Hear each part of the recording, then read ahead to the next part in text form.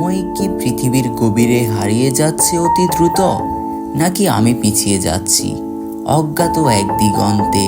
এই যে আরো একটি বছরের শেষ প্রান্তে এসে দাঁড়ালাম। কিছু কি অর্জিত হয়েছে, নাকি শুধুই বারবার নিজের ভিতর একটা শূন্যতার জন্ম দিয়েছি?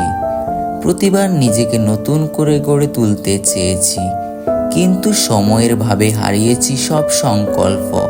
ক্ষণিকের এই জীবনের ব্যস্ত স্রোতে আমি কি ছুঁতে পেরেছি সেই মহাসত্য, যা আমাকে পরিপূর্ণ করবে আমার সংকল্পে আর আমায় নিয়ে যাবে আমার সেই কাঙ্ক্ষিত লক্ষ্যে?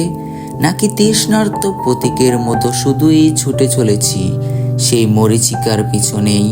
তবে প্রশ্ন সময়ের নয়, প্রশ্নটা হলো, আমি কি সময়ের গল্পের কোনো অনুচ্ছেদে নিজেকে খুঁজে পেয়েছি, নাকি সময়ের প্রবাহে বেশি গিয়ে নিজেকে ভুলে আছি?